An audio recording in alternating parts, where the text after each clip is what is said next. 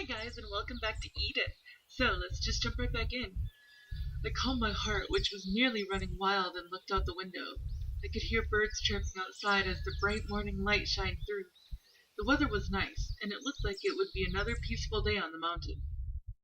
I closed my eyes, listened carefully to the hush of the wind and rustling of the trees, and tried to drive away the rest of my drowsiness. Let me out! Please, I can't take it anymore. Good grief, she's such a noisy woman first thing in the morning. I should have locked her up far enough away where we couldn't hear her yelling. Scion was still asleep, too. If she made too much noise, she'd wake Scion. Bah!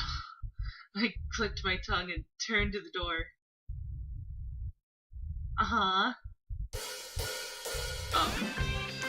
alive again! She downed the cup of water in one gulp and took a deep breath. Maya's first demand after being released from the storage room with a glass of water. The air had apparently been so stagnant in the nearly airtight storeroom that she had trouble breathing. I seriously thought I was going to die. That's a pretty mediocre comment for a reporter. I just this moment returned from the abyss of death. There's no way I could come up with anything insightful. You're overreacting. It wasn't that bad.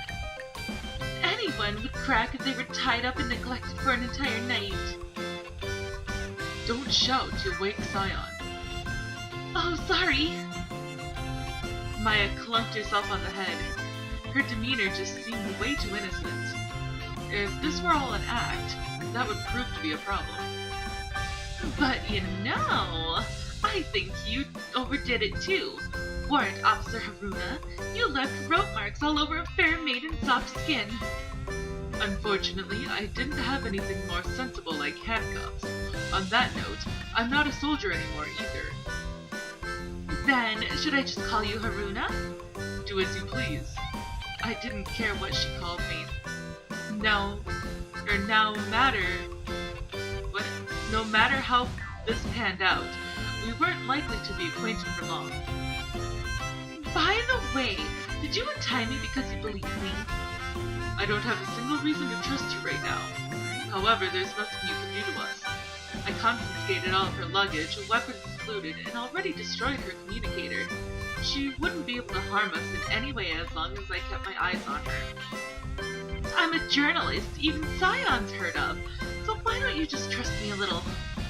There's no telling how two-faced reporters and the like can be. You represent a sketchy trade. That sounds awfully prejudiced to me. Let's get this misunderstanding cleared up right away.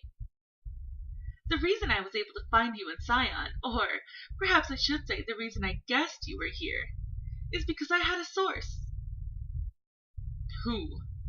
After momentarily taking a peek at my face, Maya eventually opened her mouth. Second Lieutenant Lavinia F. Asai. No! It was Lavie. I've been investigating Scion for a long time now. To be honest, I knew where she was too. Research facility number 703, right? It was a lot of trouble to investigate it since it's not an official installation, but yeah, I managed somehow.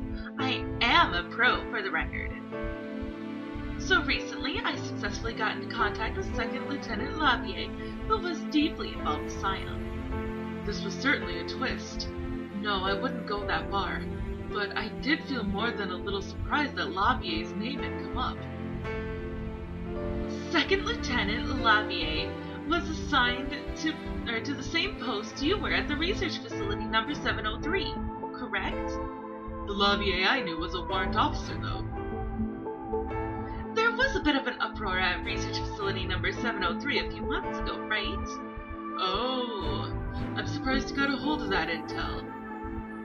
Well, there will always be information leaks. A unit was formed to clean up the aftermath. The Second Lieutenant Lavie was the appointed commander. Since there was nobody else qualified, she was exonerated from examination and promoted to second lieutenant. Of course, it's not really that unusual with how sloppy the army is nowadays. The unit that was formed must be Scion's pursuit unit. Dead on, you're exactly right. Lavie knew about Scion and me to some extent, and to make matters worse, her record was irreproachable. I guess it was obvious the upper brass would assign Lavie to tracking duty. Lavie's promotion isn't all that odd, but why does she know where we are? That part is something I don't know very well either. No, never mind the details. If Lavie knows we're here, why didn't she come herself? I don't know that either. That part is crucial. You really don't know. Please don't make such a scary face. Maya was looking a little distraught. I'm not. This is my normal face. Well, it is scary. It's even scarier than it looked yesterday when you pointed that gun at me. Is that really your normal face? It doesn't matter. I've got no intention of harming you in any way right now. You understand that, don't you? That's true. But it's entirely likely that you'll do something to me after I've told you everything. That depends on what you say. If you only came here to collect information, then you shouldn't have anything to hide. Second Lieutenant Lavie also told me. Told you what? She said, warn Officer Haruna is a dreadful man, so be careful. That was some blunt advice. But she was right. You really are scary. Maybe I was a little agitated. If I thought about it logically, this young lady couldn't do anything by herself. It may have been natural to distrust her, but I'd gone a little too far. I'd better get my head on straight and hear her out with a clear head. After thinking it through a little, I suddenly heard something. Huh? What? It looks like Scion's awake. I'll listen to the rest later. You stay here. Don't run away. Bleh. Maya glared at me and stuck her tongue out for all she was worth. This girl was lacking in what? Whatever. It was downright funny. Blah. I don't know that word. Sorry. Hey. Oh, yes? She drew back her tongue and answered. Is Lavie doing well? Huh? Yeah, she seemed well. It didn't look like she was having any trouble moving her hand or anything. That's right. I was the one who sliced up her wrist after all. The wound shouldn't have been very deep, but I had no way of knowing how bad it would actually be. Maya stared at me with a look of great interest. What is it? She was completely fine. We ate together once and she used your chopsticks without issue. I see. I was surprised at how relieved that made me feel. I had hurt and killed many people. What was I doing acting like a good guy and worrying about someone for? How ludicrous can you get? Oh, that's right. I summarized the second lieutenant's warning earlier, so let me add on a little. What is it? Maya smiled at me sweetly as I cocked my head. Warrant Officer Haruna is a dreadful person, but he's actually kind, so you don't have to be too afraid of him. Is what she said. Rubbish. Damn you, Lavie. What are you putting into people's heads? That's pretty snide, catching someone you fought to kill, then calling them kind? She really is one hell of an idiot. Scion, I'm coming in. I paused a moment after knocking, then entered the room. Scion was always telling me there was no need to knock, but I couldn't bring myself not to. I did what I could to maintain a minimum degree of etiquette. Good morning. Scion was sitting in bed, already changed into her regular clothes, but still looked sleepy. Morning. How's your fever? Fever? Oh, now that you mention it. Oh, whoops. Oh, now that you mention it, I did have one. You look alright now. I held my hand to her forehead just in case. A perfectly normal body temperature. You got better pretty quickly. Okay, I'm off, she said quite suddenly and jumped to her feet. You're leaving? Where? Outside. Come with me. Well, sure. I quickly overtook her and opened the door. What about breakfast? I want a breath of fresh air first. I'll think about everything else afterwards. Understood. Ro? Yeah? She grabbed onto the hem of my shirt. Were you in front of my room the entire night? Yeah, I suppose. It gets so cold at night. Wasn't the hallway cold? It was nothing. I set up camp outside her door last night and sat there all night long. I took care to make as little noise as possible, but it sounded like she noticed me. I woke up once in the middle of the night. I could kind of tell you were there. Thanks, Ro. I just felt like doing it. She may have told me to be free, but I didn't know the meaning of freedom. That's why for now I would protect her. And to that end, no matter what Maya's motives might be, there is no downside in remaining vigilant. There's no way it would just end happily ever after once I took you from the research facility. I know. But a sense of responsibility and kindness are two different things, Ro. It's fine either way. It's enough for me as long as I can protect you. I see. Scion cast her large eyes downward and whispered sadly. You and I are each our own person. Just don't forget you have no obligations to me whatsoever. Yeah. Oh, they're so cute. Oh, I would be so sad if they didn't get together by the end of the game. The lax breeze rocked the green fields back and forth. Scion's clothes caught the wind and flapped as she slowly walked. It had been a few days since she'd made it as far as this hill. There was an amazing view from the top, but the slight slope was formidable to Scion, who had virtually no physical strength. I think I love this spot, because I can only come here once in a while, Scion quietly whispered. Her words didn't seem as though they were directed at anyone in particular. It's such a lovely spot! Now you notice it? Maya and I were walking a short distance from Scion, who didn't want to get in her way as she enjoyed the scenery. So this is your and Scion's sanctuary, huh? And you're the one who rudely trampled your way into it. Ro! Oh, wait, no, whoops. Ro, she shot me a mildly miffed scowl. I told you not to torment her. And are you having fun or something? Not at all. This woman's the type that'll let it go to her head if I go easy on her for a second. Aw, I wish you wouldn't think of me like that. I happen to think Ro's correct. You do act like I'm a nuisance or something. In contrast to Maya, who was quite down, Scion seemed like she was having fun.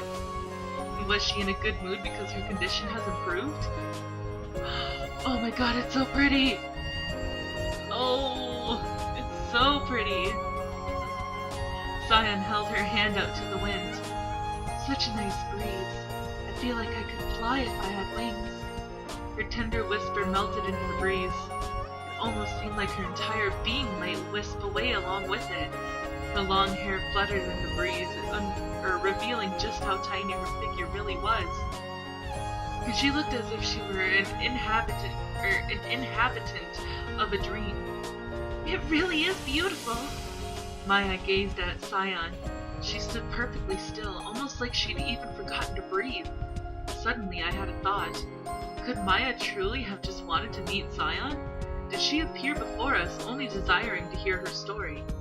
That was what I felt when I saw the dreamy look in Maya's eyes. It still wasn't enough of a basis to trust her, but... Maya, Scion spoke in a serious tone, still looking up at the sky. Yes? Tell me everything you know.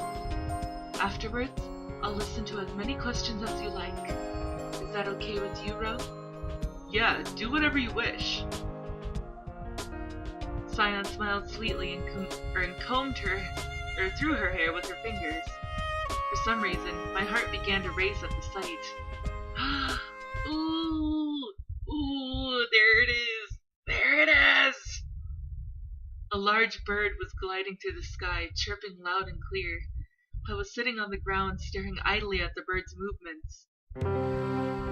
Scion was seated right beside me. So close our bodies were nearly touching. She stared at Maya, looking deeply intrigued.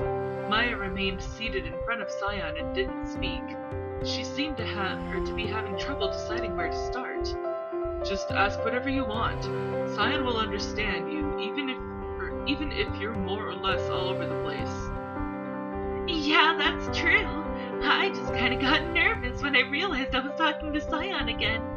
Maya looked rattled and her smile turned stiff. Scion was staring straight at Maya, saying nothing at all, or all the same. Let me get my stuff together. She hastily retrieved a small notebook. Oh, and glasses apparently. Alright. She put on glasses and nodded to herself. Wait, do you have poor eyesight? Just a little bit. I can get by fine without them in most cases, but I wear them while I'm working. Maya said as she opened her notebook. Wow, they make you look kind of smart. What do you mean, kind of? Maya sulked as she shifted her attention to Scion. Maya's expression quickly turned serious. Yes? Scion inclined her head slightly. I knew you were pretty from the shots I've taken. Or I've seen, sorry. But now that I see you up close like this... Maya blushed for some reason. Isn't it a little late for that? You've been looking at her plenty since yesterday. This is the first time I've seen her with my glasses on. And it's also the first time I've gotten to compose myself and sit face to face with her. Yesterday I was threatened to no end, so I was totally freaked out. Whose fault do you think that is? For the most part, Haruna, you're... Maya, there's no need to rush. You're right, first off... Incidentally, I told Scion what I had heard about Lavie from Maya while we climbed the hill. The behind-the-scenes search for Scion being conducted by the military has already been called off. Straight to the heart of the matter. Scion murmured in amusement, not looking the least bit surprised. Somehow you don't seem surprised. I considered it a possibility. Didn't you as well, Ro? It's not like I hadn't considered it. I just thought it had a very low probability, so I didn't really take it into account. Did they declare me dead? Yeah, they did. Maya pulled up patches of grass from the ground, unable to hide her bewilderment. And here I thought I would be the one with the surprises too. There are very few scenarios that cannot be predicted. Mankind was able to foresee even the end of the world. Was there an official announcement? Yeah. There was an announcement from the executive committee of the evacuation project. Starting from there, Maya began to recount the whole series of events in detail. Scion's death was officially announced approximately 1 month after we fled the research facility. The cause of death? An accident in the middle of a test. Most people couldn't contain their sorrow from the sudden passing of the Earth evacuation project's driving force, but it did not impede the project itself. In fact, it seemed on-site morale went up as they headed into the final phase, with members saying they would make the project a success, to carry on the dying wish of their leader. All the same, there's no way I'd die in an accident like that. Couldn't there have been something unavoidable? If I were delegating commands firsthand, impossible. Well, that seemed to be enough for the people of the world to come to grips with it. A few skeptics have popped up, but they're in the minority. I can wrap my head around them declaring Scion's dead, but why did the military abort the search in the first place? What do you mean? Maya looked astounded and shrugged her shoulders. But I am all out of time for this episode, guys. If you liked it, please give it a big thumbs up down below. And I will see you in the next video.